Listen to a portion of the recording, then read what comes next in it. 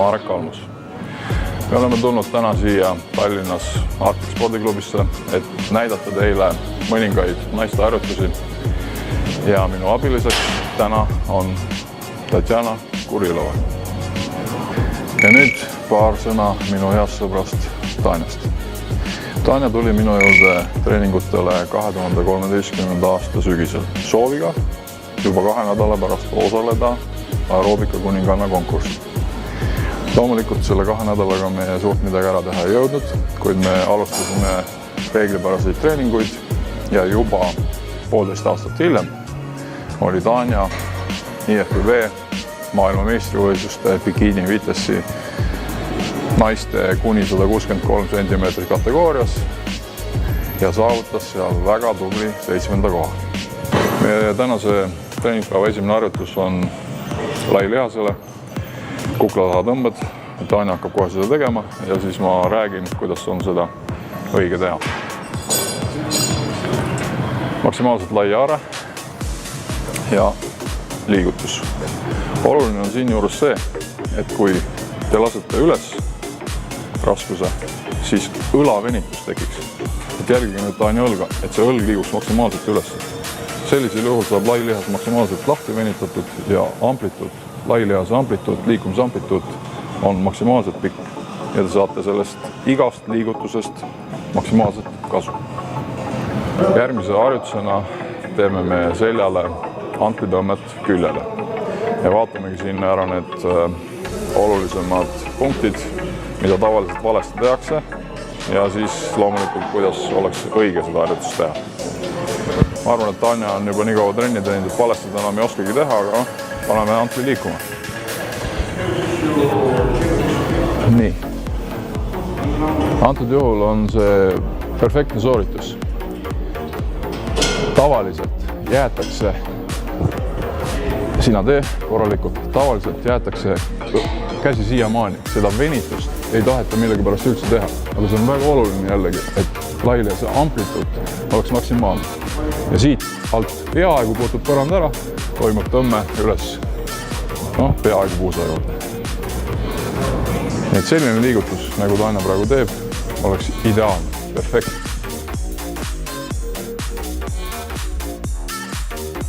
Nii, 3. harjutus selja lai lihasele on blokil, istudes, laia haardega, tõmbed vastu rinda. Miks ma seda harjutust näidata tahan, põhjus on lihtne. Ma ütleksin, et 70% saalis harjutajatest teevad seda harjutust valesti. Valesti jälle selles mõttes, et ei kasutata ära lai lihase maksimaalset venitust, lahti venitust tehakse pooliku amplituudiga. Ja Tanja abiga ma püüan nüüd siis näidata, kuidas oleks õige seda harjutust teha. Nii palju isegi ära ette lase. Natuke vähem. Et oluline on jällegi lasta ette keha, mida kahjuks isegi koolitustel keelatakse teha. Aga kallid koolitajad, kui te enda treenereid seal koolitate, siis rääkige seda, et ette liikumine toimub puusaliigesest, mitte seljast. Puusaliigesest peab minema keha ette, siis sa saad lai lihase maksimaalselt lahti venitada ja sellist asendist toimub tõmme taha. Tagasi tõmbes on oluline see, et rind üles, õlad taha. Nüüd te paar kordust valesti, et ära ette venitust lase. Vot nii õpetatakse koolitustel tegema. Aga see on poolik tegemine. Iga liigutusega jääb sul pool tööd tegemata. Meie tänase näidistreeningu teine lihastrupp, õlad. Esimeseks harjutuseks me valisime Smithi masinal kangi surumise. Sellepärast, et just algajal on siin nagu liigutust kergem kontrollida. Nii, oluline siin on alguses panna selja tugipaika. Seljad on nurk peaks olema umbes 70-75 kraadi. Mitte mingil juhul ärge pange seda täisnurka. Endal on mugavam teha ja harjutus mõjub ka parem. Teine asi, tuleb proovida, et kang, kui pea on vastu pinki, et kang liiguks napilt lõuast mööda. Et ei saaks tegema hakates sellega vastu nina. Kolmas asi, enne kui alustate, on haardelaius. Haardelaius peaks olema selline, et kui kang liikuma hakkab, siis käsivarus jääks ikka otse, mitte me ei võtaks liiga kitsalt või liiga laialt. Sellises asendis suudab ka triitseps natukene seda liigutust toetada. Nii, ja hakkame tegema. Võta kang, keerad ära ja alla lastes piisab sellest, kui me laseme lõuani ja siit surume üles. Pea toeta vastu pinki, on parem teha ja liiguta. Lõuani ja üles. Lõuani ja üles. Et oleme jõudnud õla teise harjutuse juurde, õla tagaosa. Me oleme ehitanud siia sellise väikse agregaadi, lihtsa, mida tegelikult igas saalis saab teha. Ja põhjus, miks me seda harjutust teile näidata tahame, on selles, et kui tavaliselt õla tagaosa harjutust, ma näitan nüüd ette, me teeme ilma spetsiaalse masinata antlitega, siis me teeme seda sellises asendis. Aga tegelikult me ei saa ilma selle seadmeta kasutada siin sellist raskust, mida tegelikult õla tagaosa tõsta jõuaks. Sellel põhjusel me oleme loonud siia põlvedele väikse toe. Toetad põlved vastu, saad kasutada palju suuremat raskust, et mitte niinuli kukkuda. Ja nüüd siis jällegi Taani abiga me näitame, kuidas selle seadmega on hoopis efektiivsem seda harjutust teha.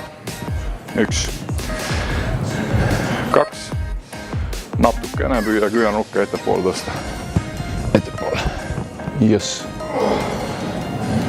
3. Et kui tal praegu siin seda tuge ees ei oleks, siis ta lihtsalt kukuks ninuli. Kolmandaks õlaharjutuseks me teeme antlitega tõsteid külje peale, mis treenib siis, kuna õlg on 3B-lihas, treenib õla keskmist osa ja näitame kõigepealt, kuidas seda harjutust tihti tehakse saalis valesti ja kuidas oleks õige seda teha. Esialgu näitamegi liigutust, lihtsalt seda liigutuse õiget sooritamist. Nii, vale liigutus. Tihtipeale on käed inimesel kõverad siin kuskil ees ja liigutus tehakse niimoodi. Ei ole väga efektiivne. Õigesti oleks tõmme peaks hakkama reie pealt. Üles liikudes, kui hakkate üles liikuma, siis kui eest vaatate, siis antel jääb terve liikumisulatuses natukene allapoole, kui on küünarnukk. See on nüüd kõige ülemine faas. Kui vaatame õlavart, siis paralleelne põrandaga peaks olema umbes nii, kui ma siit tagant vaatan, aga natukene sellest ülesse.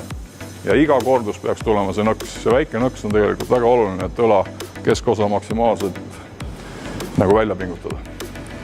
Et see liigutus peaks olema selline. Nii, nüüd Taani võtab antlid ja me proovime seda harjutust teha raskustega. Üks asi veel, mis mul jäi mainimata, on see, et ülakeha peaks olema natukene ettekaldes. Põlvest viitsis kõverad ja sellise nurga alt peaks see liigutus hakkama toimuma. Miks on keha ettekalle oluline, on see, et kui te külje pealt vaatate, et siit nagu rakendub töösse sellise nurga all just see keha või õla külgmine osa. Kui nüüd Taani tuleb püsti, sirgeks, siis üles tõstes rakendub töösse juba ka õla esimene osa. Aga seda me juba treenisime Smithi masinal, seda ei ole vaja enam edasi uuesti piinata. Treeningpäeva lõpetuseks me teeme 2 kõhulihasharjutust. Esimene on keha tõsted kõhupingil ja kohe Taani hakkab seda demonstreerima, kuidas seda harjutust oleks õige teha. Nii, lase ennast alla tagasi. Iga liigutus peaks toimuma niimoodi, et me lülitame lihase all täiesti välja. See on oluline, et iga üles liikumine hakkaks nullist. Teine asi, mida tuleb siin jälgida, on see, et ülakeha tuleks nagu üritada võimalikult rullida kokku siia. Nii kui üles jõuate, kohe rullite ennast lahti tagasi, pingi peale, korraks lülitate välja ja kohe hakkab tagasi rullimine. Mitte mingil juhul seda teha kiiresti, nagu seda tihtipeale tehakse, ja igal juhul üritada ennast rullida ette kõveraks. Niimoodi tehes saate kõhulihasel maksimaalselt kasu. Selle sama harjutuse natukene teine versioon, natuke raskem versioon on keha pöördega üleval. Miks või põhjus, miks seda teha, on see, et selliselt tehes rakenduvad natuke rohkem töösse kõhu külgmised lihased. Et väljapöörde ajal pingulduvad maksimaalselt siis selle poole lihased, mis tõmbavad selle kõveraks keha. Ja jällegi mitte mingil juhul kiirustada, teha rahulikult, all korralikult lihas välja lülitada ja uuesti üles. Kõhulihaste harjutus. Jalgade tõsted rippes vastu kangi. Miks harjutus on kasulik? Põhjus on lihtne. Käed üleval asendis on ka kõhu külgmised lihased maksimaalselt lahti või välja venitatud asendis. Väsisid ära. Kõige efektiivsem harjutus ja kui seda õigesti teha, nii nagu Taina seda tegi, siis tegelikult piisaks täiesti ainult ühest harjutusest. See, mis me täna siin saalis tegime, on ideaalne naiste ühe päeva treening või ühe päeva treeningu osa. Kõiki neid harjutusi ma soovitaksin teil teha 3 seeriat ja igas seerias kordusvahemik 6–12. See oleks selline hea üldine baasi loomise treening. Ja loomulikult harjutuste liigutust, harjutuste õiget tehnilist sooritust võivad siit vaadata ka kõik mehed. Ma tänan, et te vaatasite meie video lõpuni. Vajuta video all olevat like-nuppu. Ja kui sa soovid personaalseid nõuandeid treeningute ja toitumise kohta, siis selle video all on minu kontaktid. Kirjuta ja taas kohtume.